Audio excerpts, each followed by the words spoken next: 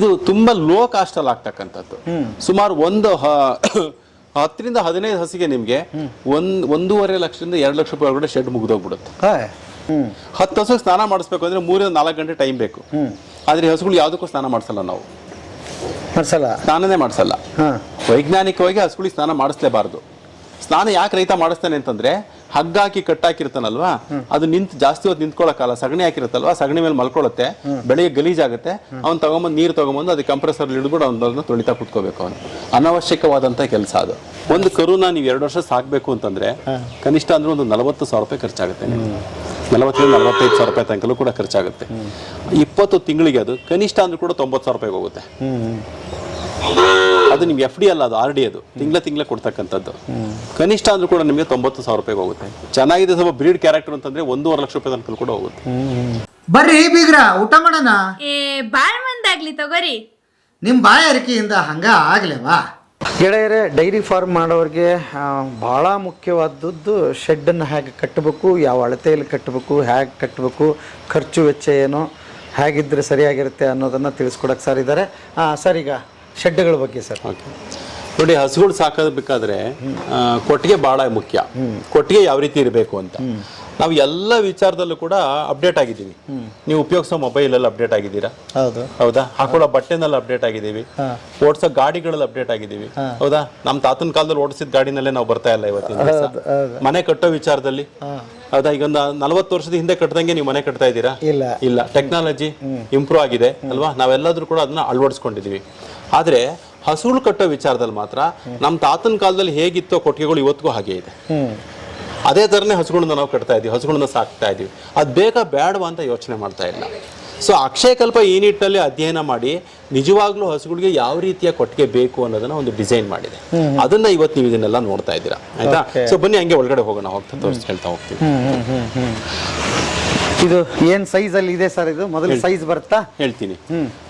ಕೊಟ್ಟಿಗೆ ಹಸುಗಳು ಕಾಡಿನಲ್ಲಿ ಇದ್ದಂತ ಪ್ರಾಣಿಗಳು. ಅವುಗಳಿಗೆ ಯಾವುದೇ ರೀತಿಯಾದ ಕೊಟ್ಟಿಗೆಗಳೇನು ಇರಲಿಲ್ಲ. ನಾವು ಅವುಗಳನ್ನ ತಗೊಂಬಂದು ಹಾಲಿನ ಉತ್ಪಾದನೆಗೋ ಮತ್ತೊಂದಕ್ಕೋ ಕೆಲಸ ಮಾಡಿಸೋದಕ್ಕೋ ನಾವು ಅದನ್ನ ತಗೊಂಬಂದು ಸಾಕೋದಕ್ಕೆ ಶುರು ಮಾಡಿದ್ವಿ. ಸೊ ಅಂದ್ರೆ ಪ್ರಕೃತಿನಲ್ಲಿ ದೇವ್ರ ಅದಕ್ಕೆ ಬೇಕಾದಂತ ಚರ್ಮ, ಬೇಕಾದಂತ ಕೂದಲು ಎಲ್ಲ ಕೊಟ್ಬಿಟ್ಟು ನೀನ್ ಹೀಗಿರು ಅಂತ ಬಿಟ್ಬಿಟ್ಟಿದ್ದ. ನಾವು ಅದನ್ನ ತಗೊಂಬಂದು ನಮಗೆ ಅನುಕೂಲಕ್ಕೆ ತಕ್ಕಂತೆ ಅವಕ್ಕೆ ಬೇಕೋ ಬೇಡವೋ ಗೊತ್ತಿಲ್ಲ, ಕೆಲವೊಂದಿಷ್ಟು ಅವುಗಳ ಮೇಲೆ ಹೇರ್ಬಿಟ್ವಿ. ಏನು ಮೊದಲನೇದಾಗಿ ಹೇರಿದ್ದೇನಪ್ಪಾ ಅಂದ್ರೆ, ಅವಕ್ಕೆ ಮೂಗು ದಾರ ಹಾಕ್ಬಿಟ್ಟು, ಮೂಗಿಗೆ ದಾರ ಹಾಕ್ತಾರಲ್ಲ, ನಿಮ್ ಕಡೆನೂ ಹಾಕ್ತಾರೆ ಅಂತ, ಹಾಕ್ಬಿಟ್ಟು ಆ ಕಡೆ ಈ ಕಡೆ ಹಗ್ಗ ಹಾಕಿ ಅದನ್ನ ಕಟ್ಬಿಡೋದು. ಅದಕ್ಕೆ ಹಿಂಸೆ ಆಗ್ತಾ ಇದೆಯೋ, ಖುಷಿ ಆಗ್ತಾ ಇದೆಯೋ, ನಿಜವಾಗ್ಲೂ ಅದಕ್ಕೆ ಏನಾಗ್ತಾ ಇದೆ ಅಂತ ನಮಗೆ ಗೊತ್ತಿಲ್ಲ. ಸೊ ಈ ರೀತಿ ಮಾಡ್ತಾ ಇದೀವಿ. ಆದ್ರೆ ನೋಡಿ, ನೀವು ಯಾವ್ದಾರ ಕೊಟ್ಟಿಗೆ ಒಳಗಡೆ ಹೋದ್ರೆ ನೀವು ಹಸುಗಳು ಎಲ್ಲದೂ ನಿಮ್ ಕಡೆ ತಿರುಗಿ ನೋಡುತ್ತವೆ, ಗಮನಿಸಿದೀರಾ? ಇವತ್ತು ಕನ್ವೆನ್ಷನಲ್ ಡೈರಿ ಅಂತ ಏನ್ ಹೇಳ್ತೀವಿ, ಹಳ್ಳಿಗಳ ಕಡೆ ಹೋಗಿ ಕೊಟ್ಟಿಗೆ ಒಳಗಡೆ ಹೋಗ್ತಿದ್ದಂಗೆ ಹಸುಗಳೆಲ್ಲದೂ ಕೂಡ ನಿಮ್ ಕಡೆ ತಿರುಗಿ ನೋಡುತ್ತವೆ. ಯಾಕೆ ಅಂದ್ರೆ ಯಾರಾದ್ರೂ ಬಂದ್ರೆ ನಮ್ಮನ್ನ ಈ ಬಂಧನದಿಂದ ಬಿಡಿಸ್ತಾರೇನೋ ಅಂತ. ನೋಡಿ, ಯಾವ್ದಾರ ಹಸು ನಿಮ್ಮನ್ನ ತಿರುಗಿ ನೋಡ್ತಾ ಇದೆಯಾ ಅಂತ. ಯಾವನೋ ಬಂದ, ಏನೋ ಮಾತಾಡ್ಕೋತಾನೆ, ಹೋಗ್ತಾನೆ, ನನ್ನ ಪಾಡಿ ನನ್ನ ಆಹಾರ ಇಲ್ಲಿದೆ ಅಂತ ಅವು ತಿನ್ಕೋತಾ ಇವೆ. ಅವು ಅಂದ್ರೆ ಅವು ಸಂತೋಷವಾಗಿದೆ ಅಂತ ಇದನ್ನೇ ಅದು ನಮ್ಗೆ ಹೇಳ್ತಾ ಇವೆ. ಹಸುಗಳು ಸಂತೋಷವಾಗಿದ್ರೆ ಅದ್ರಲ್ಲಿ ಬರ್ತಕ್ಕಂಥ ಉತ್ಪನ್ನನೂ ಕೂಡ ತುಂಬಾ ಉತ್ಕೃಷ್ಟವಾಗಿರುತ್ತೆ. ಹಸುಗಳು ಟೆನ್ಷನ್ ಮಾಡ್ಕೊಂಡು ಸ್ಟ್ರೆಸ್ ಅಲ್ಲಿ ನಮ್ಗೆ ಆ ಉತ್ಪನ್ನವನ್ನ ಕೊಟ್ರೆ ಅದು ಯಾವುದೇ ಕಾರಣಕ್ಕೂ ಅಮೃತ ಆಗೋದಿಲ್ಲ, ಅದು ವಿಷ ಆಗುತ್ತೆ. ಮೊದಲನೇದ ನಾವಿಲ್ಲಿ ಕಲಿಬೇಕಾಗಿರೋದು ಹಸುಗಳನ್ನ ಸಂತೋಷವಾಗಿ ಇಟ್ಕೊಳ್ತಕ್ಕಂಥದ್ದು. ಹಸುಗಳು ಯಾವಾಗ ಸಂತೋಷವಾಗಿರ್ತಕ್ಕಂಥ ಯಾವಾಗ ಇರ್ತವೆ ಅಂತಂದ್ರೆ, ಪ್ರಕೃತಿ ದತ್ತವಾದಂತಹ ಒಂದು ಕೊಟ್ಟಿಗೆ ಅಂತ ಹೇಳ್ತೀವಲ್ವಾ, ಅದ್ರೊಳಗಡೆ ಇದ್ದಾಗ ಮಾತ್ರ ಹಸುಗಳು ಸಂತೋಷವಾಗಿರುತ್ತವೆ. ಇಲ್ಲಿ ಗಮನಿಸ್ತಾ ಇದ್ದೀರಾ ನೀವು, ಇದಕ್ಕೆ ಯಾವುದೇ ರೀತಿಯಾದ ಗೋಡೆ ಇಲ್ಲ. ಈ ಶೆಡ್ಗಳಿಗೆ ಗೋಡೆ ಇಲ್ಲ, ಓಪನ್ ಶೆಡ್ ಅಂದ್ರೆ ಬಯಲಲ್ಲಿ ಇದ್ದಂಗೆ ಇದೆ. ಅದಕ್ಕೆ ಏನ್ ಬೇಕೋ ನೆರಳನ್ನ ಮಾತ್ರ ಮಾಡಿದೀವಿ ಅಷ್ಟೇನೆ. ನಾವು ಸಣ್ಣ ಗಾಳಿ ಬೀಸ್ತಾ ಇದೆ ಅಲ್ವಾ, ಈ ಶೀಟ್ ತೆಗಡೆ ನಿಂತಿದ್ರು ಕೂಡ ನಿಮ್ಗೆ ಯಾವುದೇ ರೀತಿಯಾದ ಕಾವನ್ನಂತ ಅನ್ನಿಸ್ತಾ ಇಲ್ಲ ಅಲ್ವಾ? ಯಾಕೆ ಅಂತಂತಂದ್ರೆ ಇದು ಮಾಡಿರ್ತಕ್ಕಂಥದ್ದು ಮೇಲ್ಗಡೆ ರೂಫ್ ನೋಡಿ, ಅದು ನಾವಿಲ್ಲಿ ಜೋಡಿಸಿಲ್ಲ ಪೂರ್ತಿ, ಅದರಲ್ಲಿ ಗ್ಯಾಪ್ ಇದೆ. ಅಂದ್ರೆ ಗಾಳಿ ಬಿಸಿ ಆದಾಗ ಏನಾಗುತ್ತೆ, ಯಾವುದೇ ಬಿಸಿ ಆಗ್ಲಿ ವಸ್ತು ತೇಲುತ್ತೆ. ಅದು ಮೇಲ್ಗಡೆ ಹೋದಾಗ ಅದು ಹೊರಗಡೆ ಹೋಗೋದಕ್ಕೆ ಜಾಗ ಇದೆ ಅಂದ್ರೆ ಬಿಸಿ ಗಾಳಿ ಹೊರಗಡೆ ಹೊಟ್ಟೋಗುತ್ತೆ, ಬಟ್ ನೀರು ಒಳಗಡೆ ಬರೋದಿಲ್ಲ. ಯಾಕೆ ಅಂದ್ರೆ ಅದನ್ನ ನಾವು ಈ ರೀತಿ ಕೊಟ್ಟಿರ್ತೀವಿ. ಒಂದು ಭಾಗದ ಶೀಟು ಮುಂದ್ಗಡೆಗೆ ಜಾಸ್ತಿ ಇದಾಗಿರುತ್ತೆ, ಪ್ರೊಜೆಕ್ಟ್ ಆಗಿರುತ್ತೆ. ಸೊ ಯಾವುದೇ ಕಾರಣಕ್ಕೂ ಇರಿಚಲು ಬರೋದಿಲ್ಲ. ಸೊ ಈ ತರ ಓಪನ್ ಇದ್ದಾಗ ಏನಾಗುತ್ತೆ, ಬಿಸಿ ಗಾಳಿ ಮೇಲ್ಗಡೆ ಹೊಟ್ಟೋಗುತ್ತೆ, ತಂಪಾದ ಗಾಳಿ ಕೆಳಗಡೆ ಬರುತ್ತೆ. ಯಾವಾಗ್ಲೂ ಹಸು ಶೆಡ್ ನೋಡಿ ಇದೇ ತರ ಇರುತ್ತೆ. ಅದು ಶೀಟ್ ಹಾಕಿ ಈ ತರ ಇರುತ್ತೆ. ಓಕೆ. ಏನು ನಿಮಗೆ ಶೆಕೆ ಅಂತ ಅನ್ನಿಸ್ತಾ ಇಲ್ಲ ಏನಿಲ್ಲ ಸರ್ ಅಲ್ವಾ? ಸೊ ಹೀಗೆ ಈ ತರ ಮೊದಲನೇದಾಗಿ ಗಾಳಿ ಆಡಬೇಕು, ಗಾಳಿ ಬೆಳಕು ಚೆನ್ನಾಗಿರ್ತಕ್ಕಂಥದ್ದು ಶೆಡ್ ಆಗಿರ್ಬೇಕು. ಸುಮಾರು ಜನ ನಮ್ಮಲ್ಲಿ ಬರ್ತಾರೆ ರೈತರುಗಳು ಬಂದ್ಬಿಟ್ಟು, ಸರ್ 1 ತಿಂಗಳು ಮುಂಚೆ ಬಂದಿದ್ರೆ ನನಗೆ 12 ಲಕ್ಷ ದುಡ್ಡು ಉಳಿಸ್ಬೋದಾಗಿತ್ತು ಸರ್ ಅಂತ.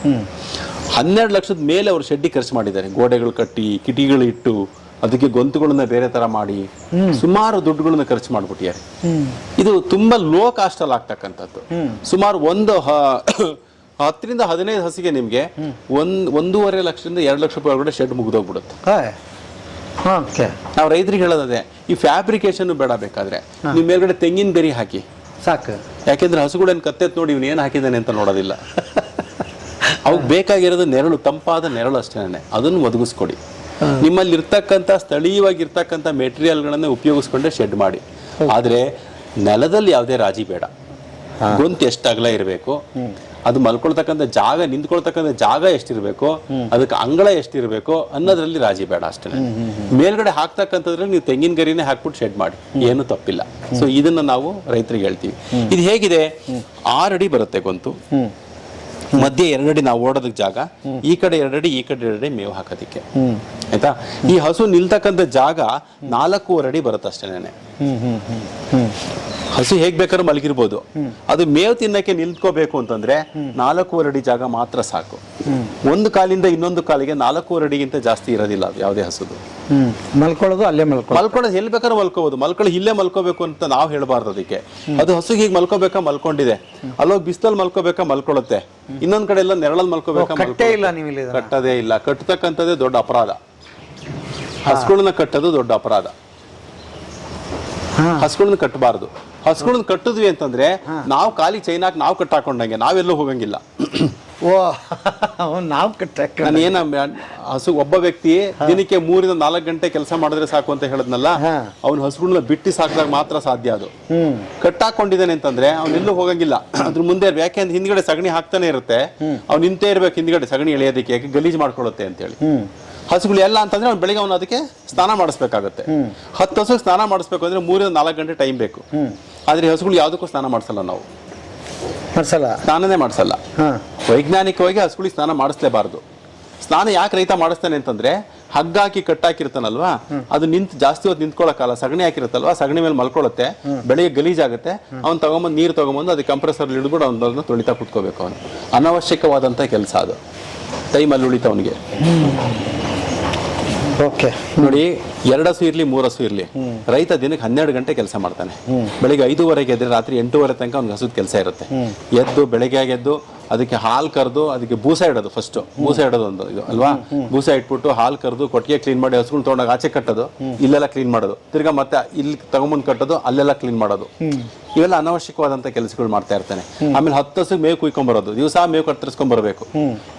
ಇಷ್ಟೊಂದು ಕಷ್ಟಗಳನ್ನ ಕೊಟ್ಟಾಗ ಯಾವ ರೈತರು ಮಕ್ಕಳು ತಾನೇ ಹಳ್ಳಿಗಳಲ್ಲಿ ಉಳ್ಕೊಳ್ತಾರೆ? ಬೆಳಗ್ಗಿಂದ ಸಾಯಂಕಾಲ ತನಕ ಕಷ್ಟಪಡೋದು. ಇವತ್ತು ಯಾರು ಕಷ್ಟಪಡ್ತಕ್ಕಂಥವ್ರಿಲ್ಲ.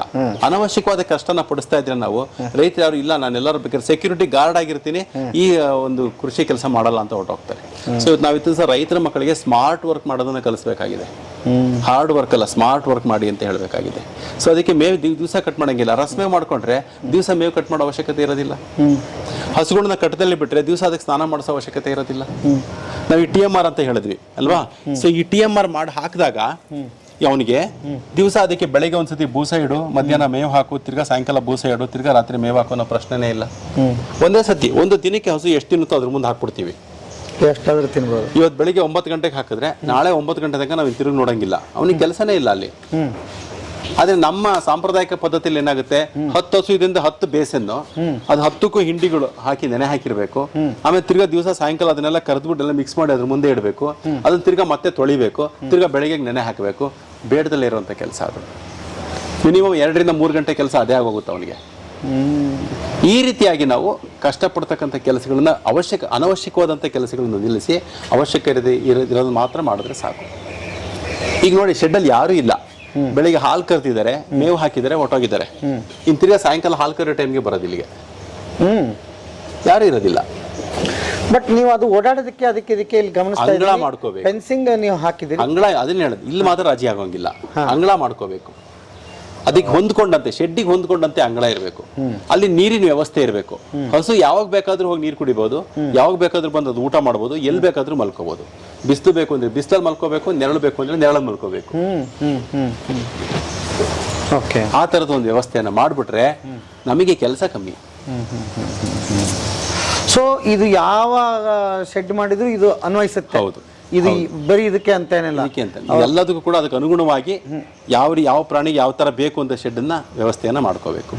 ಸೊ ಇಲ್ಲಿ ನಾನು ಹೇಳಿದೆ 4.5 ಅಡಿ ಅಂತ, ಅದ್ ಹಿಂದ್ಗಡೆ 1.5 ಅಡಿ ಅಷ್ಟು ಚರಂಡಿ ಬಿಟ್ಟಿರ್ಬೇಕು. ಯಾಕೆಂದ್ರೆ ಹಸುಗಳು ಮೇವು ತಿನ್ಬೇಕಾದ್ರೆ ಜಾಸ್ತಿ ಗಂಜಲ ಮತ್ತೆ ಸಗಣಿ ಹಾಕೋದು. ಸೊ ಅದಕ್ಕೆ ಕರೆಕ್ಟ್ ಆಗೋದು ಅದ್ರೊಳಗಡೆನೆ ಬೀಳ್ಬೇಕದು. ನೋಡಿ ಅಲ್ಲಿ ಕಾಣಿಸ್ತದೆ ನಿಮ್ಗೆ, ಅದ್ರೊಳಗಡೆನೆ ಬೀಳ್ಬೇಕು. ಅದನ್ನ ಕ್ಲೀನ್ ಮಾಡ್ಕೊಂಡ್ರೆ ಸಾಕು.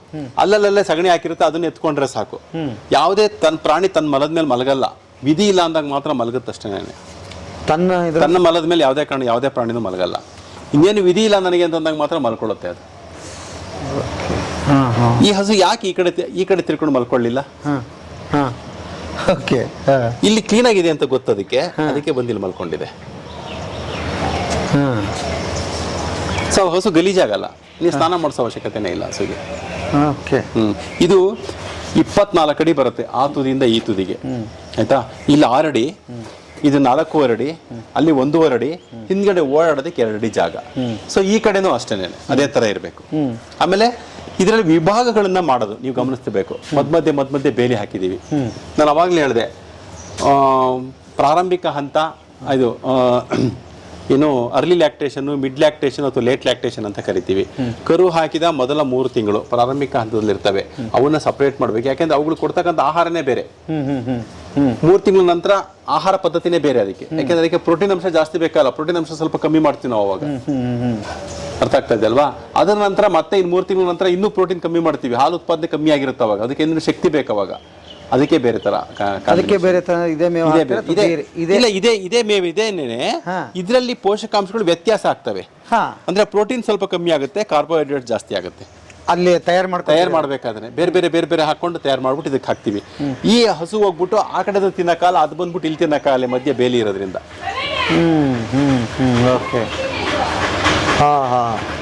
ಸೊ ಈ ತರ ಕನಿಷ್ಠ 3 ಅಲ್ದಿದ್ರೆ 2 ಭಾಗನಾದ್ರೂ ಮಾಡ್ಕೋಬೇಕು ರೈತರು. ಮೊದಲ 150 ದಿವಸ, ನಂತರ 150 ದಿವಸ. ಜೊತೆಗೆ ಇನ್ನೊಂದಿಷ್ಟು ವಿಭಾಗಗಳಿದಾವೆ ಇಲ್ಲಿ. ನೀವು ಈ ಕಡೆ ನೋಡ್ಬೋದು, ಇಲ್ಲಿ ಕರುಗಳಿಗೆ ಬೇರೆ ವಿಭಾಗ ಇದೆ. 3 ತಿಂಗಳ ತನಕ ನಾವು ಕರುಗಳು ಇದೇ ತರ ಸಾಕೋದು. ಕರುಗಳು ಸಾಕಾಣಿಕೆಯಲ್ಲಿ ಬಹಳ ಮುಖ್ಯವಾಗಿ ಏನಪ್ಪಾ ಅಂತಂದ್ರೆ, ಅದಕ್ಕೆ 2.5 ತಿಂಗಳಾಗ ತನಕ ಮೇವು ಕೊಡಬಾರ್ದು. ಆಮೇಲೆ ಅದಕ್ಕೆ 2.5 3 ತಿಂಗಳ ನಂತರ ಅದಕ್ಕೆ ನಾವು ಮೇವನ್ನು ರೂಢಿ ಮಾಡ್ಬೇಕು. ಅಲ್ಲಿ ತನಕ ನಾವು ಅದಕ್ಕೆ ಕರುವಿನ ಪ್ರಾರಂಭಿಕ ಆಹಾರ, ನೀರು, ಹಾಲು ಇಷ್ಟು ಮಾತ್ರ ಕೊಡ್ಬೇಕಷ್ಟೇ. ನಮ್ಮಲ್ಲಿ ರೈತರುಗಳು 3 ತಿಂಗಳ ತನಕ ಅದಕ್ಕೆ ನೀರೇ ಕೊಡ್ಸಲ್ಲ. ನೀರು ಕುಡಿಸ್ಬಿಟ್ರೆ ರಕ್ತ ಗಂಜಾಗುತ್ತೆ, ಹೊಟ್ಟೆ ಉಬ್ಬರಿಸ್ಕೊಳ್ಳುತ್ತವೆ, ಕೈಕಾಲು ಸಣ್ಣ ಆಗುತ್ತೆ, ಕರುಗಳು ಸತ್ತೋಗ್ಬಿಡುತ್ತವೆ ಅಂತ ಹೇಳಿ, ಆಯ್ತಾ? ಸೊ ಇಲ್ಲಿ ನೀರನ್ನ ನಾವು 10 ದಿವಸ ಆಗ್ತಿದ್ದಂಗೆ ಅದಕ್ಕೆ ಶುದ್ಧವಾದ ನೀರನ್ನ ಕುಡಿಯೋದಕ್ಕೆ ಶುರು ಮಾಡಿಸ್ತೀವಿ. ಎಷ್ಟು ಬೇಕಾದ್ರೂ ಕುಡಿಬಹುದು. ನೋಡಿ ಇಲ್ಲಿ ಗಮನಿಸ್ತೀವಿ, ನೀರು ಯಾವಾಗ್ಲೂ ಇರುತ್ತೆ ಇದರಲ್ಲಿ, ಆಯ್ತಾ? ಇದು ಕರುವಿನ ಪ್ರಾರಂಭಿಕ ಆಹಾರ. ಇದನ್ನ ಯಾವ ರೀತಿ ಮಾಡ್ಕೋಬೇಕು ಅನ್ನೋದನ್ನು ಕೂಡ ಇದನ್ನ ಮನೇಲೆ ಮಾಡ್ಕೋಬೇಕು. ಇದನ್ನ ಹೊರಗಡೆ ತರಂಗಿಲ್ಲ. ಆ ಮನೇಲಿ ಇರ್ತಕ್ಕಂಥ ಹಿಂಡಿ ಮತ್ತೆ ಬೂಸು ಮಿಶ್ರಣ ಜೊತೆಗೆ ಖನಿಜ ಮಿಶ್ರಣನ ಒಂದು ಪ್ರಮಾಣ ಇರುತ್ತೆ, ಆ ಪ್ರಮಾಣದಲ್ಲಿ ಮಿಕ್ಸ್ ಮಾಡ್ಕೊಂಡು ಮಾಡ್ಕೋಬೇಕು. ಅದೇ ಯಾವಾಗ ಬೇಕೋ ಅದು ಎಷ್ಟು ಬೇಕಾದ್ರೂ ಅದು ತಿನ್ಬೇಕದು. 3 ತಿಂಗಳ ತನಕ ಈ ತರದಲ್ಲಿ ಮಾಡ್ಕೊಂಡು ಸಾಕಿದ್ರೆ ನಮ್ಗೆ 2 ವರ್ಷಕ್ಕೆ ಇದು ಹಸುವಾಗಿ ಮಾರ್ಪಡುತ್ತೆ. 2 ವರ್ಷ ಒಳಗಡೆ 20 ತಿಂಗಳಿಗೆ ಹಸು ಆಗ್ಬಿಡುತ್ತೆ. 9 ರಿಂದ 10 ತಿಂಗಳ ರೇಟಿಗೆ ಬರುತ್ತೆ. 1-2 ತಿಂಗಳು ಬಿಟ್ಟು 11 ರಿಂದ 12 ತಿಂಗಳಲ್ಲಿ ನಾವೇನಾದ್ರು ಅದಕ್ಕೆ ಸೆಮೆನ್ ಕೊಡಿಸಿದ್ರೆ 21 ತಿಂಗಳಿಗೆ ಅದು ಹಸು ಆಗ್ಬಿಡುತ್ತೆ. ಸೊ ನಿಮಗೆ ಪ್ರಪಂಚದಲ್ಲಿ ನಿಮ್ಮ RD ಅಮೌಂಟು 2 ವರ್ಷಕ್ಕೆ ಎಲ್ಲೂ ಕೂಡ ಡಬಲ್ ಆಗಲ್ಲ, ಇಲ್ಲಾಗುತ್ತೆ. ಒಂದು ಕರುನ ನೀವು 2 ವರ್ಷ ಸಾಕಬೇಕು ಅಂತಂದ್ರೆ ಕನಿಷ್ಠ ಅಂದ್ರೆ ಒಂದು 40,000 ರೂಪಾಯಿ ಖರ್ಚಾಗುತ್ತೆ. 40,000-45,000 ರೂಪಾಯಿ ತನಕಲೂ ಕೂಡ ಖರ್ಚಾಗುತ್ತೆ. 20 ತಿಂಗಳಿಗೆ ಅದು ಕನಿಷ್ಠ ಅಂದ್ರೂ ಕೂಡ 90,000 ರೂಪಾಯಿಗೆ ಹೋಗುತ್ತೆ. ಅದು ನಿಮ್ಗೆ FD ಅಲ್ಲ, ಅದು RD. ಅದು ತಿಂಗಳ ಕೊಡ್ತಕ್ಕಂಥದ್ದು. ಕನಿಷ್ಠ ಅಂದ್ರೂ ಕೂಡ ನಿಮಗೆ 90,000 ರೂಪಾಯಿಗೆ ಹೋಗುತ್ತೆ. ಚೆನ್ನಾಗಿದೆ, ಸ್ವಲ್ಪ ಬ್ರೀಡ್ ಕ್ಯಾರೆಕ್ಟರ್ ಅಂತಂದ್ರೆ 1.5 ಲಕ್ಷ ರೂಪಾಯಿ ತನಕ ಕೂಡ ಹೋಗುತ್ತೆ. ಓಕೆ ಸರ್, ಇನ್ನೊಂದು ನಾನು ನಿಮ್ಮ ವಿನಯ್ ಅವ್ರು ಹೇಳ್ತಾ ಇದ್ರು, ಕರುನ ನಾವು ತಾಯಿ ಹತ್ರ ಬಿಡೋದಿಲ್ಲ ಹಾಲು ಕುಡಿಯೋದಕ್ಕೆ ಅಂತ ಹೇಳ್ತಾ ಇದ್ರು. ಇದು ಯಾಕೆ ಅಂತಂದ್ರೆ, ಇದು ಸ್ವಲ್ಪ ಇಳುವರಿ ಜಾಸ್ತಿ ಕೊಡ್ತಕ್ಕಂಥ ಹಸುಗಳು. ಈ ಕರುಗಳು ಏನ್ ಮಾಡುತ್ತವೆ, ಗುದ್ದುತ್ತವೆ. ಅವಕ್ಕೆ ನಾಟಿ ಹಸುಗಳಲ್ಲಿ ನಿಮ್ಗೆ ಆ ಸಮಸ್ಯೆ ಬರೋದಿಲ್ಲ, ಅದು ಇಳುವರಿ ಕಮ್ಮಿ ಇರುತ್ತೆ. ಇದು ಜೋರಾಗಿ ಆ ಕೆಚ್ಚಲಿಗೆ ಗುದ್ದಿದಾಗ ಅಲ್ಲಿ ರಪ್ಚರ್ ಆಗ್ತಕ್ಕಂಥ ಸಾಧ್ಯತೆಗಳು ಇರ್ತವೆ, ಡ್ಯಾಮೇಜ್ ಆಗ್ಬೋದು ಕೆಚ್ಚಲು. ಒಂದು ಇನ್ನೊಂದೇನಪ್ಪ ಅಂತಂದ್ರೆ, ಅಕಸ್ಮಾತ್ ಕರುಗೆ ಏನಾದ್ರೂ ಸತ್ತೋಯ್ತು ಅಂದ್ರೆ, ಅದಕ್ಕೆ ಕರು ಇದ್ರೆ ಮಾತ್ರ ಹಾಲು ಕೊಡೋದು ಅಂತಂದಾಗ ಅದಕ್ಕೆ ಸಮಸ್ಯೆ ಆಗುತ್ತೆ. ಅದು ಕರುನ ಅಟ್ಯಾಚ್ಮೆಂಟ್ ಬೆಳೆಸ್ಕೊಂಡ್ಬಿಟ್ರೆ ಕರುಗೆ ಏನಾದ್ರು ಸತ್ತೋಗ್ಬಿಟ್ರೆ ಹಾಲು ಕೊಡೋದು ಹಾಲು ಕರಿಯೋದು ಆ ಹಸುವಿನ ಆರೋಗ್ಯದ ಮೇಲೆ ತುಂಬ ಪರಿಣಾಮ ಬೀರುತ್ತೆ. ಸೊ ಅದಕ್ಕೋಸ್ಕರ ಕರುಗಳ ಜೊತೆ ಬಿಡಬಾರ್ದು. ಸೊ ನಾವು ಮಾಡ್ತಿರೋ ತಪ್ಪು ಅನ್ನೋ ಕಲ್ಪನೆಗಳಲ್ಲಿ ನಿಯಮ ಅಂತ ಹೌದು. ಆದರೆ ಇವುಗಳಿಗೆ ಮೆಮೊರಿ ತುಂಬ ಶಾರ್ಟ್ ಪ್ರಾಣಿಗಳಿಗೆ. 3 ದಿವಸ ಅಷ್ಟೇ, 3 ದಿವಸದ ನಂತರ ಅದಕ್ಕೆ ತನ್ನ ಕರು ಯಾವುದು ಬೇರೆಯವ್ರ ಕರು ಯಾವುದು ವ್ಯತ್ಯಾಸನೇ ಗೊತ್ತಾಗೋದಿಲ್ಲ ಅವಕ್ಕೆ.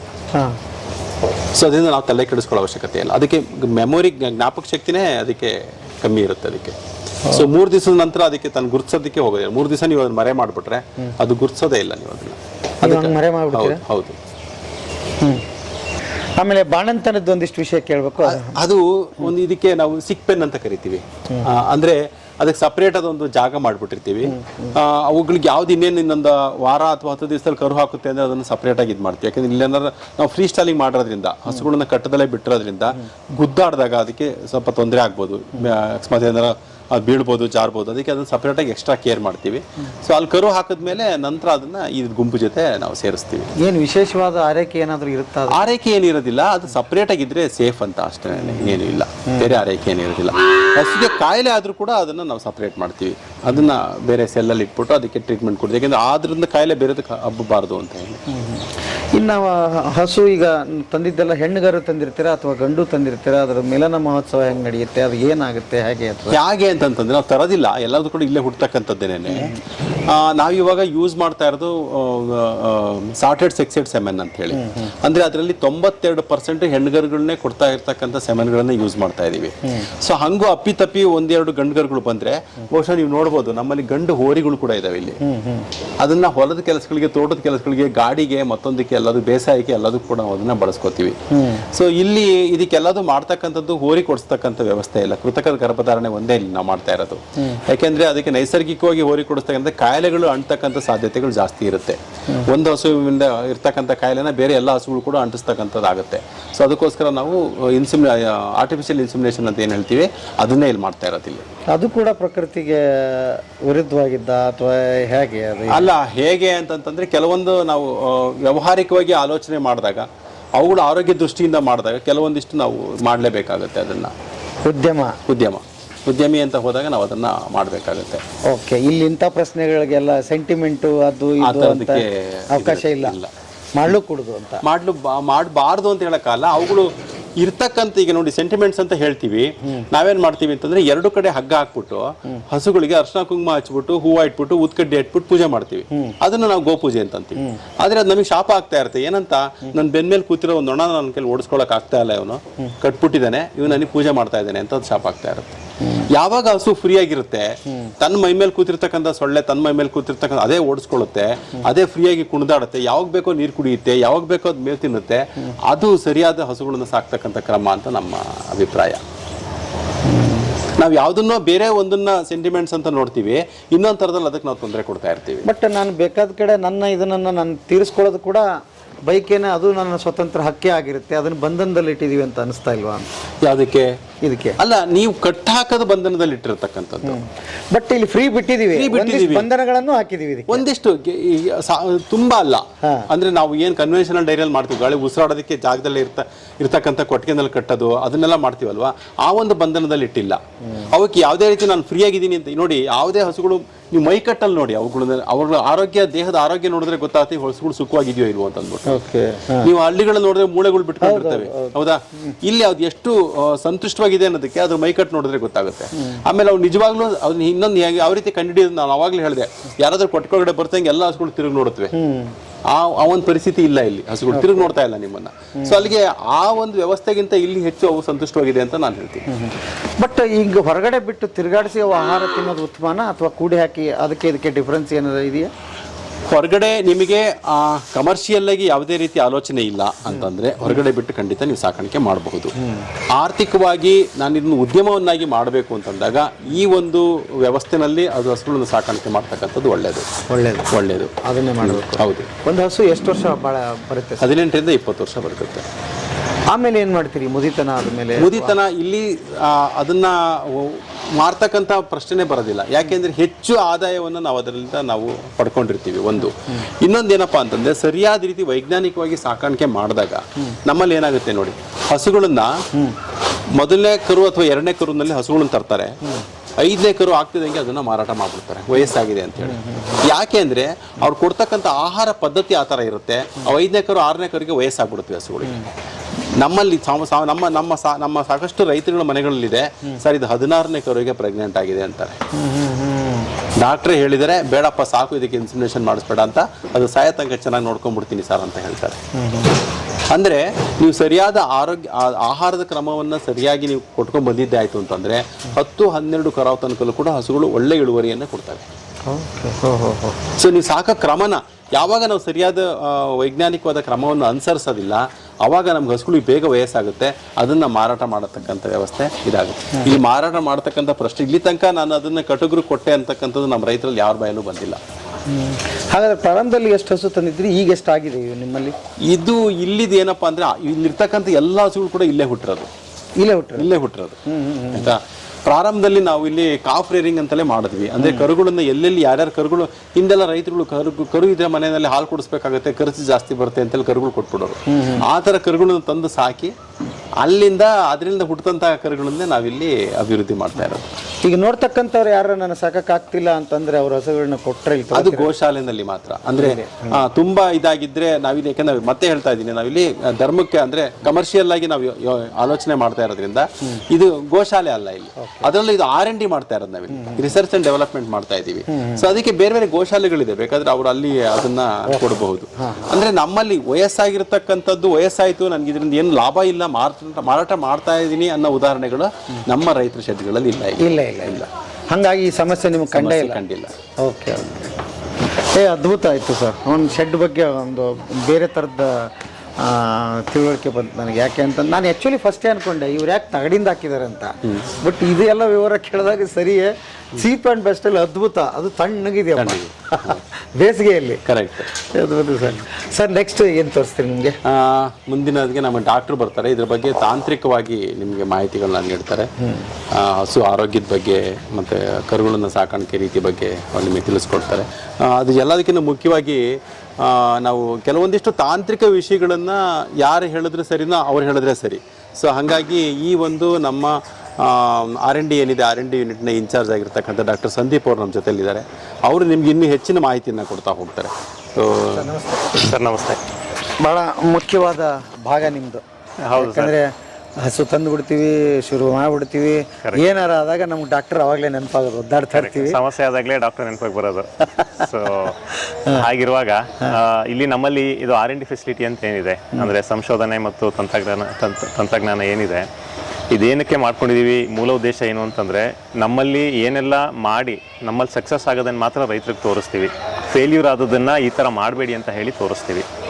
ಕಾರಣ ಏನಂತಂದರೆ ರೈತರುಗಳು ಸುಮಾರು ಅವರೇ ಏನೋ ಟ್ರಯಲ್ ಆ್ಯಂಡ್ ಎರರ್ ಮಾಡಿ ತುಂಬಾ ಕೈ ಸುಟ್ಕೊಳ್ತಾರೆ. ಏನಕ್ಕಂದರೆ ದನದ ಸಾಕಾಣಿಕೆ ಅಥವಾ ಪಶು ಸಾಕಾಣಿಕೆ ಏನಿದೆ ಕಡಿಮೆ ಖರ್ಚಲ್ಲಿ ಆಗುವಂಥದ್ದಲ್ಲ. ಅತಿ ಹೆಚ್ಚಿಗೆ ದುಡ್ಡು ಇನ್ವಾಲ್ವ್ಮೆಂಟ್ ಜಾಸ್ತಿ ಇರ್ತದೆ, ಅಂದರೆ ಮಾನಿಟರಿ ಇನ್ವಾಲ್ವ್ಮೆಂಟ್ ಜಾಸ್ತಿ ಅದರಲ್ಲಿ. ಮತ್ತು ದನಗಳು ಮೇವು ತಿನ್ನೋದು ಜಾಸ್ತಿ. ಮತ್ತು ಅದಕ್ಕೇನಾದರೂ ನಾವು ಸರಿಯಾದ ಪ್ರಮಾಣದಲ್ಲಿ ನ್ಯೂಟ್ರಿಷನ್ ಕೊಡಲಿಲ್ಲ ಅಂತಂದರೆ, ಪೌಷ್ಟಿಕಾಂಶಗಳು ಕೊಡಲಿಲ್ಲ ಅಂತಂದರೆ ಸಮಸ್ಯೆಗಳು ಅತಿ ಹೆಚ್ಚು ಕಾಣಿಸ್ಕೊಳ್ತವೆ. ಅದರಲ್ಲಿ ತುಂಬಾ ಫಿಸಿಯಾಲಜಿಕಲ್ ಲೈಫ್ ಸೈಕಲ್ ಸ್ಟೇಜಸ್ ಅಂತ ಹೇಳ್ತೀವಿ. ಆ ಪ್ರತಿಯೊಂದು ಲೈಫ್ ಸೈಕಲ್ ಸ್ಟೇಜಲ್ಲೂ ಅದಕ್ಕೆ ತಕ್ಕದಾದಂಥ ಆಹಾರಗಳನ್ನ ಕೊಡಬೇಕು. ಅಂದರೆ ಇವಾಗ ಬಾಣಂತಿಗೆ ಆರೈಕೆ ಆಗಬೇಕು. ಸೊ ಅದೇ ರೀತಿಯಲ್ಲಿ ಹಾಲು ಕೊಡೋ ಅಂಥ ದನಗಳಿಗೆ ಹಾಲು ಕೊಡೋದಕ್ಕಾಗಬೇಕು, ಬೆಳೆಯೋ ಕರುಗಳು ಕೊಡಬೇಕು. ಜೊತೆಗೆ ಪಡ್ಡೆಗಳಂತ ಏನು ಹೇಳ್ತೀವಿ, ಪಡ್ಡೆಗಳಿಗಾದಂತಹ ಅದರದೇ ಸಪ್ರೇಟಾಗಿ ಆಹಾರಗಳು ಬರ್ತವೆ. ಇದೆಲ್ಲನೂ ಸಮತೋಲನದಲ್ಲಿ ಕೊಟ್ಟಾಗ್ಲೇ ದನಗಳ ಆರೋಗ್ಯನೂ ಚೆನ್ನಾಗಿರುತ್ತೆ, ಅದರ ಉತ್ಪಾದನೆಯೂ ಚೆನ್ನಾಗಿರುತ್ತೆ. ಸೊ ಇಷ್ಟೂ ನಾವು ಸರಿಯಾದ ಪ್ರಮಾಣದಲ್ಲಿ ಕೊಡ್ತಾ ಇದ್ದೀವಿ ಅಂತ ಆದ್ರೂ ಸಮೇತ ಕೆಲವೊಮ್ಮೆ ಏನಾದರೂ ಒಂದು ಆರೋಗ್ಯದಲ್ಲಿ ಏರುಪೇರುಗಳಾಗಿರ್ಬೋದು, ಜೀರ್ಣಶಕ್ತಿಲಿ ಸ್ವಲ್ಪ ಕುಂಠಿತ ಆಗ್ಬೋದು, ಸ್ವಲ್ಪ ತಲೆವಾರು ಕಾಯಿಲೆಗಳು, ಇಷ್ಟೆಲ್ಲ ನಾವು ಬ್ಯಾಲೆನ್ಸ್ ಮಾಡಿದ್ರೂ ಸಮೇತ ಆಗೋ ಸಾಧ್ಯತೆಗಳು ಇರುತ್ತೆ. ಸೊ ಅದನ್ನೆಲ್ಲ ಯಾವ ರೀತಿ ನಾವು ಐಡೆಂಟಿಫೈ ಮಾಡಬೇಕು, ನಂತರ ಯಾವ ರೀತಿ ನಾವೇ ಮನೇಲಿ ಇವಾಗ ನಮ್ಮಲ್ಲಿ ನಾಟಿ ವೈದ್ಯ ಅಂತೆಲ್ಲ ಏನು ಮಾಡ್ಕೊಳ್ತೀವಲ್ಲ, ಅದನ್ನು ನಾವು ಮನೇಲೇ ಯಾವ ರೀತಿ ಅದನ್ನು ಸರಿದೂಗಿಸ್ಬೇಕು, ಇಲ್ಲಾಂತಂದರೆ ಯಾವಾಗ ನಾವು ಪಶುವೈದ್ಯರನ್ನು ಕಾಣಬೇಕು ಅನ್ನೋದ್ರ ಬಗ್ಗೆ ಎಲ್ಲ ಸ್ವಲ್ಪ ಮಾಹಿತಿ ತಿಳ್ಕೊಳ್ತಾ ಹೋಗೋಣ. ಹೇಳಿ ಸರ್, ಭಾಳ ಇಂಪಾರ್ಟೆಂಟ್. ಹೌದು.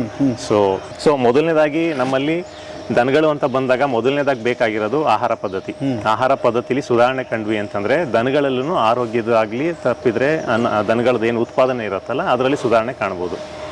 ಇವಾಗ ನಾವು ಮೇವನೇ ಸರಿಯಾದ ಪ್ರಮಾಣದಲ್ಲಿ ಬೆಳೀತಾ ಇಲ್ಲ, ಮೇವನೇ ನಾನು ಸರಿಯಾಗಿ ಸಮತೋಲನದಲ್ಲಿ ಕೊಡ್ತಾ ಇಲ್ಲ ಅಂತಂದರೆ ದನಗಳಲ್ಲಿ ಯಾವುದೇ ಕಾರಣಕ್ಕೂ ನಾವು ಒಳ್ಳೆ ಒಂದು ಉತ್ಪಾದನೆ ತಗೊಳ್ಳೋದಕ್ಕಾಗೋದಿಲ್ಲ. ಸೊ ಅದಕ್ಕೆ ಮೇವು ಇವಾಗ ನಾನು ದನ ತರೋದಕ್ಕೆ ಮುಂಚೆ ಕನಿಷ್ಠ ಪಕ್ಷದ ಒಂದು ಮೇವನ್ನ ನಾನು ಶೇಖರಣೆ ಮಾಡಿ ಇಟ್ಕೊಂಡಿರ್ಬೇಕಾಗತ್ತೆ. ನಾನು ದನ ತಂದ್ಬಿಟ್ಟು ಮೇವಿಗೆ ಹುಡ್ಕಾಡೋದಕ್ಕಾಗೋದಿಲ್ಲ. ನಾನು ಯಾವ ರೀತಿಯ ದನನ ತರ್ತೀನಿ ಅಂತ ನಾನು ಇಟ್ಕೊಂಡಿರ್ತೀನಲ್ಲ ಆ ರೀತಿಯ ದನನ ಮಾತ್ರ ತರ್ಲಿಕ್ಕೆ ಸಾಧ್ಯ. ಅಂದ್ರೆ ಆ ರೀತಿಯ ದನನ ಅದು ಎಷ್ಟು ತಿನ್ನತ್ತೆ, ಅದ್ರದ್ದು ಉತ್ಪಾದನೆ ಏನು, ಅದು ನನಗೆ ಗೊತ್ತೇ ಇಲ್ವಲ್ಲ ಸರ್, ಡಿಸೈಡ್ ಮಾಡೋದು ಹೇಗೆ? ಹೌದು, ಅದೆಲ್ಲದಕ್ಕೂ ಒಂದು ಟೆಕ್ನಿಕಲ್ ಇನ್ಫಾರ್ಮೇಶನ್ ಏನಿರುತ್ತಲ್ಲ. ಇವಾಗ ಉದಾಹರಣೆ ಹೇಳೋದಾಯ್ತು ಅಂತಂದ್ರೆ ನಮ್ಮಲ್ಲಿ ಇವಾಗ ಹಳ್ಳಿಕಾರ್ ಅಂತ ಹೇಳಿ ದೇಶೀಯ ತಳಿಗಳಿದಾವೆ. ಅಂದ್ರೆ ಇಲ್ಲಿ ಸೌತ್ ಕರ್ನಾಟಕಗೆ ಲೋಕಲ್ ತಳಿಗಳು. ಸೊ ಕರ್ನಾಟಕದಲ್ಲಿ ಅದೇ ತರ ಕೆಲವೊಂದು ಲೋಕಲ್ ತಳಿಗಳಿದಾವೆ, ಅಂದ್ರೆ ದೇಶೀಯ ತಳಿಗಳಿದಾವೆ.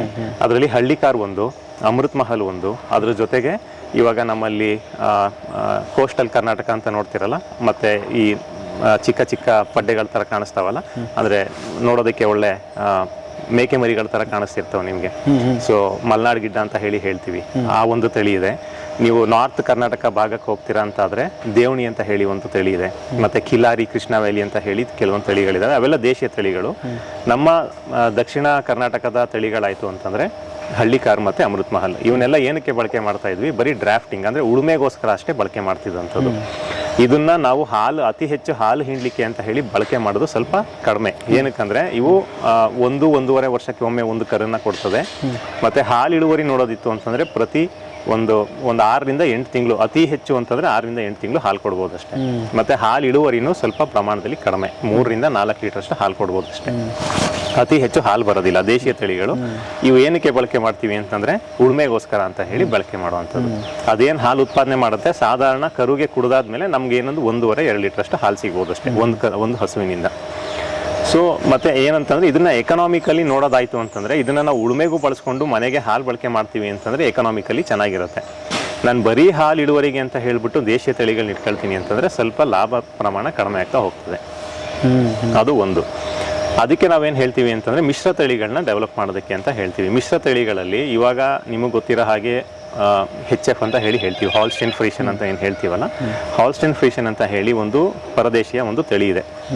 ಸೊ ಆ ಒಂದು ಪರದೇಶಿಯ ತಳಿ ಇವತ್ತಿನ ಒಂದು ಲೆಕ್ಕಾಚಾರದಲ್ಲಿ ನೋಡೋದಾಯ್ತು ಅಂತಂದ್ರೆ ಅತಿ ಹೆಚ್ಚು ಹಾಲು ಇಳುವರಿ ಕೊಡುವಂಥದ್ದು. ಅಂದ್ರೆ ಪರದೇಶದಲ್ಲೆಲ್ಲ 100-110 ಲೀಟರ್ ರೆಕಾರ್ಡೆಡ್ ಮಿಲ್ಕ್ ಈಲ್ಡ್ ಇದೆ. ನಮ್ಮ ದೇಶದಲ್ಲಿ ರೆಕಾರ್ಡಿಂಗ್ ಬಂದು 83 ಲೀಟರ್ಸ್ ತನಕ ಒಂದು ದಿನದಲ್ಲಿ ಕೊಟ್ಟಿದೆ. ಅಂದ್ರೆ 24 ಗಂಟೆಲಿ 83 ಲೀಟರ್ ಅಷ್ಟು ಹಾಲು ಇಳುವರಿಯಷ್ಟು ಕೊಟ್ಟಿದೆ. ಅದು ಪರದೇಶಿಯ ತಳಿ HF ಅಂತ ಹೇಳಿ, ಹಾಲ್ಸ್ಟೈನ್ ಫ್ರೀಶನ್. ಸೊ ಅದನ್ನ ನಮ್ಮ ವಾತಾವರಣದಲ್ಲಿ ನಾವು ಅಂದ್ರೆ ಒಂದು ಕರ್ನಾಟಕ ಪ್ರಾಂತ್ಯದಲ್ಲಿ ನೋಡೋದಾಯ್ತು ಅಂತಂದ್ರೆ ನಮ್ಮಲ್ಲೂ ಮಿಲ್ಕಿಂಗ್ ಕಾಂಪಿಟೇಷನ್ಗಳಾಗ್ತವೆ. ಇಲ್ಲಿ ಸರಿಸುಮಾರು ಒಂದು 56 ರಿಂದ 58 ಲೀಟರ್ ಅಷ್ಟು ಅತಿ ಹೆಚ್ಚು ಅಂತ ಹೇಳಿದ್ರೆ ಅಷ್ಟು ಹಾಲು ಇಳುವರಿ ಕೊಟ್ಟಿದೆ ಈ ಒಂದು ತಳಿ. ಸೊ ಈ ಒಂದು ತಳಿ ಬಂದು ಹಳ್ಳಿಕಾರ್. ಮತ್ತೆ ಅಲ್ಲಿ ನಮ್ಮಲ್ಲಿ ಅಂದ್ರೆ ಎತ್ತುಗಳೇನಿದೆವಲ್ಲ, ಎತ್ತುಗಳು ಬಂದ್ಬಿಟ್ಟು ಅಮೃತ್ ಮಹಲ್. ಡಿಫ್ರೆನ್ಸ್ ಯಾವ ರೀತಿ ಮಾಡ್ತೀವಿ ಅಂತಂದ್ರೆ ಹಳ್ಳಿಕಾರ್ ಬಂದ್ಬಿಟ್ಟು ಮೂತಿ ಸಣ್ಣದಾಗಿರ್ತದೆ, ಮತ್ತೆ ಈ ಒಂದು ಹುಬ್ಬು ಇರೋದಿಲ್ಲ. ಹಳ್ಳಿ ಕಾರ್ನಲ್ಲಿ ಇದು ಕೊಂಬಿನ ಏನು ಉಬ್ಬು ಇರುತ್ತಲ್ಲ, ಈ ಉಬ್ಬು ಇರೋದಿಲ್ಲ ಅದರಲ್ಲಿ ಹಳ್ಳಿ ಕಾರ್ನಲ್ಲಿ. ಮತ್ತೆ ಮೂತಿ ಬಂದ್ಬಿಟ್ಟು ತುಂಬಾ ಸಣ್ಣದಾಗಿರುತ್ತೆ, ಜಿಂಕೆ ಆಕಾರದಲ್ಲಿ ಕಾಣಿಸುತ್ತೆ ನಿಮ್ಗೆ. ಇದು ಯಾವ ತಳಿ ಇದೆ? ಇದು ಹಳ್ಳಿಕಾರ್. ಇದು ಹಳ್ಳಿಕಾರ್ ಅಂದ್ರೆ ಇದು ಉಬ್ಬ ಇರೋದಿಲ್ಲ, ನೋಡೋದಕ್ಕೆ ಮಧ್ಯದಲ್ಲಿ ರಿಡ್ಜ್ ಕಡಿಮೆ ಇರ್ತದೆ. ಸೊ ಇದನ್ನ ಹಳ್ಳಿಕಾರ್ ಅಂತ ಹೇಳ್ತೀವಿ. ನಿಮ್ಗೆ ನೋಡೋದಕ್ಕೆ ತಳಿಗಳು ಎರಡು ಒಂದೇ ತರ ಕಾಣಿಸ್ತವೆ, ಆದ್ರೆ ಈ ಒಂದು ಕೆಲವೊಂದು ಗುಣಲಕ್ಷಣಗಳನ್ನ ನೋಡಿದಾಗ ಗೊತ್ತಾಗ್ತದೆ ಇದು ಹಳ್ಳಿಕಾರ ಅಮೃತ್ ಮಹಲ್ ಅಂತ ಹೇಳಿ. ಸೊ ಅದೇ ನಾವು ಅಲ್ಲಿ ಅಮೃತ್ ಮಹಲ್ ನೋಡೋದಾಯ್ತು ಅಂತಂದ್ರೆ ಬನ್ನಿ.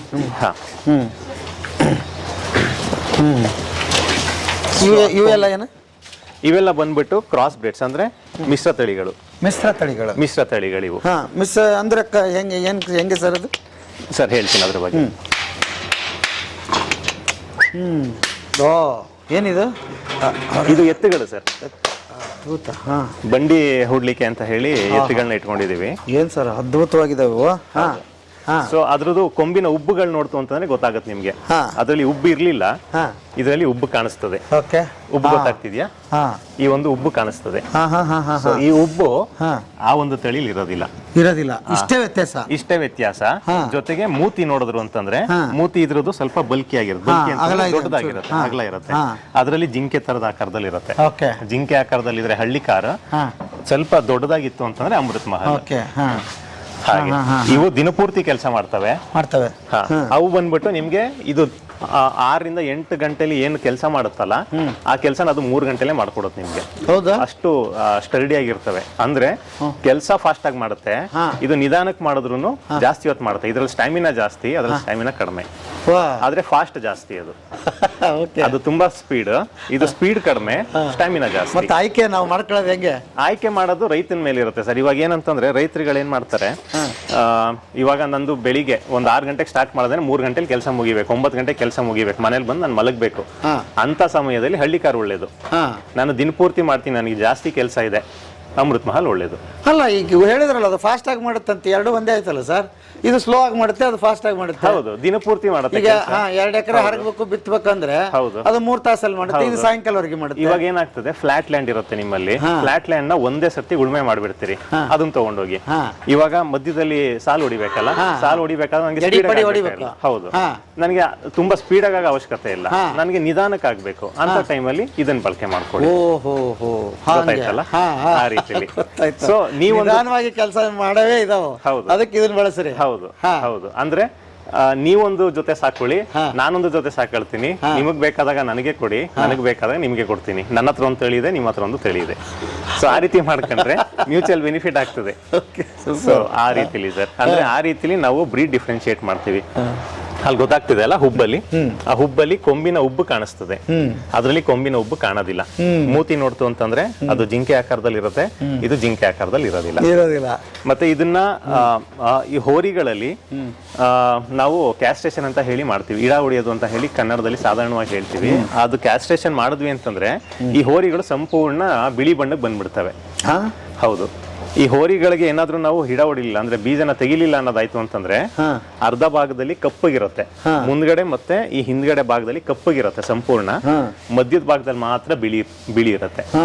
ಸೊ ಅದು ಈ ಹೋರಿಯ ಗುಣಲಕ್ಷಣ. ಇದು ಹೊಡೆದಿರೋದು ಇದು ಹೌದು ಹೌದು. ಏನಕ್ಕೆ ಹೊಡಿತೀವಿ ಅಂತಂದ್ರೆ ಕೆಲವೊಮ್ಮೆ ಅದ್ರದ್ದು ಅಗ್ರೆಷನ್ ಜಾಸ್ತಿ ಇರುತ್ತೆ. ಅಂದ್ರೆ ಬೀಜ ಏನಕ್ಕೆ ಕೊಡಿಸ್ತಾರೆ ಅಂತಂದ್ರೆ ರೈತರುಗಳು ಯಾವಾಗ ದನಗಳು ಬೆದೆಗೆ ಬರ್ತಾವಲ್ಲ, ಇವುಗಳನ್ನ ಕಂಟ್ರೋಲ್ ಮಾಡೋದಕ್ಕೆ ಆಗೋದಿಲ್ಲ, ಮತ್ತೆ ವರ್ಕಿಂಗ್ ಎಫಿಷಿಯನ್ಸಿ ಕಡಿಮೆ ಆಗ್ತಾ ಹೋಗುತ್ತೆ, ಮತ್ತೆ ಯಾರಾದ್ರೂ ಬಂದಾಗ ಹಾಯೋ ಒಂದು ಸಾಧ್ಯತೆಗಳು ಜಾಸ್ತಿ, ಹಾಯ್ದು ಬಿಡೋದ್ರಿಂದ. ಸೊ ಆ ಒಂದು ಉದ್ದೇಶಕ್ಕೆ ಒಂದು ಒಳ್ಳೆಯ ರೀತಿಯಲ್ಲಿ ಇದನ್ನ ಬಳಕೆ ಮಾಡ್ಕೊಳ್ಳಿಕ್ಕೆ ಡ್ರಾಫ್ಟಿಂಗ್ ಇದನ್ನ ನಾವು ಈ ರೀತಿ ಮಾಡ್ತೀವಿ. ಅದೊಂದು ಕಾಮನ್ ಪದ್ಧತಿ. ನೀವು ಕೇಳಿರ್ಬೋದು, ಇದು ರೈತರುಗಳೆಲ್ಲಾನು ಸಾಮಾನ್ಯವಾಗಿ ಮಾಡ್ಕೊಳ್ಳೋಂಥದ್ದು. ಯಾವ್ದನ್ನೆಲ್ಲ ನಾವು ಮುಂದಿನ ತಳಿ ಅಭಿವೃದ್ಧಿಗೆ ಅಂತ ಯಾವ್ದೆಲ್ಲ ಇಟ್ಕೊಳ್ತೀವಲ್ಲ, ಅದಕ್ಕೆ ಬೀಜ ಹೊಡ್ಸೋದಿಲ್ಲ. ಸೊ ಹಾಗಿರುತ್ತೆ. ಓಕೆ. ಮತ್ತೆ ಇನ್ಯಾವ್ದು ಲಾಳ ಹೊಡಿಯೋ ಪದ್ಧತಿ ಎಲ್ಲ ಗೊತ್ತಿದೆ ಅಲ್ಲ ಸರ್ ನಿಮ್ಗೆ? ಲಾಳ ಹೊಡಿ ಹೇಳ್ಬಿಡಿ ಸರ್. ದನಗಳಿಗೆ ಲಾಳ ಹೊಡಿತಾರೆ. ದನಗಳಿಗೆ ಲಾಳ ಏನಕ್ಕೆ ಹೊಡಿತಾರೆ ಅಂತಂದ್ರೆ, ಇವಾಗ ಓಡಾಡ್ತಾ ನಾವು ಶೂ ಹಾಕೊಂಡಾಗ ನನ್ನ ಕಾಲು ಸರಿಯಾಗಿ ಇರ್ತದೆ. ನಾನು ಯಾವಾಗ ಶೂ ಹಾಕೊಳ್ಳದಲ್ಲಿ ಹಾಗೆ ಓಡಾಡ್ತೀನಲ್ಲ, ನನ್ನ ಕಾಲು ಒಂದು ಆಣಿ ಏನಾದ್ರು ಆಗೋ ಚಾನ್ಸಸ್ ಇರುತ್ತೆ, ಅಥವಾ ಮುಳ್ಳು ಹೊಕ್ಬೋದು. ಅದು ತಪ್ಪು ಅಂತಂದ್ರೆ ಮಂದ ಆಗ್ಬೋದು, ಕಾಲು ಒಡಿಬೋದು. ಈ ಎಲ್ಲ ಉದ್ದೇಶಕ್ಕೆ ನಾವು ಹೇಗೆ ಶೂಗಳು ಹಾಕೊಳ್ತೀವಿ, ಅದೇ ತರದ್ರಲ್ಲಿ ಇವುಗಳಿಗೂ ನಾವು ಲಾಳ ಅಂತ ಹೇಳಿ ಹೊಡಿಸ್ತೀವಿ. ಅಂದ್ರೆ ಕಾಲ್ದು ಏನು ವೇರ್ ಅಂಡ್ ಟೇರ್ ಅಂತ ಏನು ಹೇಳ್ತೀವಲ್ಲ, ಅದು ಸರಿಯಾಗಿ ಆಗ್ಲಿ ಅನ್ನೋ ಉದ್ದೇಶದಲ್ಲಿ. ಸೊ ಲಾಳ ಹೊಡಿಸ್ತು ಅಂತಂದ್ರೆ ಅದ್ರ ಒಂದು ಅಂದ್ರೆ ಎಫಿಷಿಯನ್ಸಿ ಏನಿರುತ್ತಲ್ಲ, ಆ ಒಂದು ಎಫಿಷಿಯನ್ಸಿ ಜಾಸ್ತಿ ಆಗ್ತಾ ಹೋಗ್ತದೆ.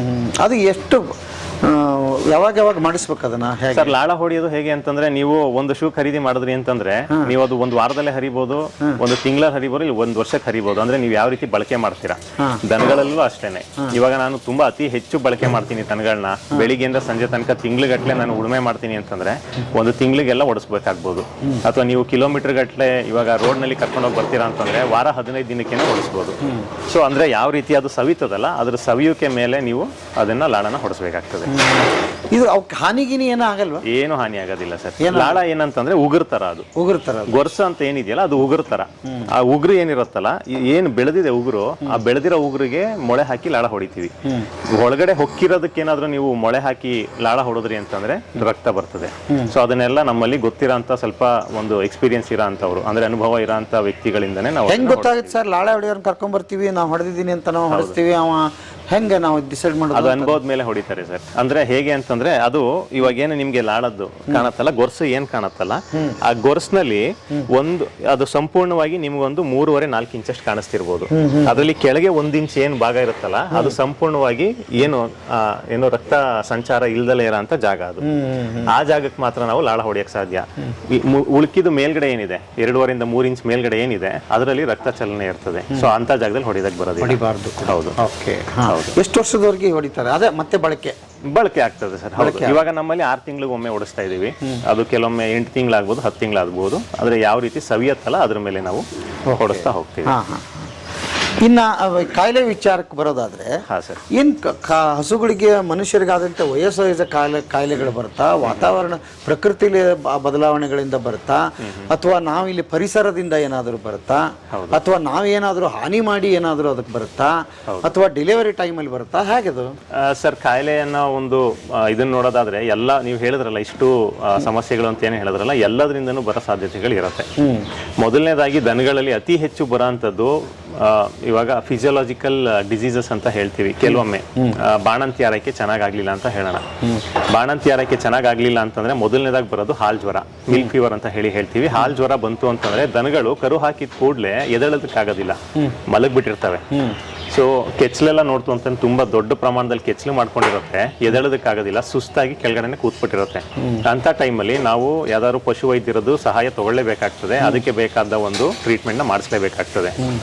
ಇನ್ನೂ ಒಂದು ಬರುತ್ತೆ ಕೀಟೋಸಿಸ್ ಅಂತ ಹೇಳಿ. ಕೀಟೋಸಿಸ್ ಅಂತಂದ್ರೆ ಸಕ್ಕರೆ ಕಾಯಿಲೆಯಿಂದ ಕೆಲವೊಮ್ಮೆ ಸಮಸ್ಯೆಗಳಾಗ್ತಾವಲ್ಲ, ಮನುಷ್ಯರಲ್ಲಿ ಯಾವ ರೀತಿ ಸಮಸ್ಯೆ ಆಗುತ್ತಲ್ಲ, ಅದನ್ನ ಡಯಾಬಿಟಿಕ್ ಕೀಟೋಸಿಸ್ ಅಂತ ಹೇಳ್ತೀವಿ. ಇದು ಬಂದ್ಬಿಟ್ಟು ಇದನ್ನು ಸಾಧಾರಣವಾಗಿ ಡಯಾಬಿಟಿಕ್ ಕೀಟೋಸಿಸ್ ತರನೇ ಆಗುತ್ತೆ, ಆದ್ರೆ ಇದರಲ್ಲಿ ಆಗುವ ರೀತಿ ಬೇರೆ. ಮತ್ತೆ ಫ್ಯಾಟಿ ಲಿವರ್ ಅಂತ ಹೇಳ್ತೀವಿ. ಫ್ಯಾಟಿ ಲಿವರ್ ಆಗೋ ಸಾಧ್ಯತೆಗಳು ಜಾಸ್ತಿ. ಇವೆಲ್ಲ ಬಂದ್ಬಿಟ್ಟು ಒಂಥರ ಕಾನ್ಸಿಕ್ವೆನ್ಷಿಯಲ್ ರಿಯಾಕ್ಷನ್ಸ್. ಇವೆಲ್ಲ ಒಂದರಿಂದ ಆಗಂತ ಬಾಣಂತಿ ಸಮಯದಲ್ಲಿ ಆಗುವಂತಹ ಕೆಲವೊಂದು ಕಾಯಿಲೆಗಳು.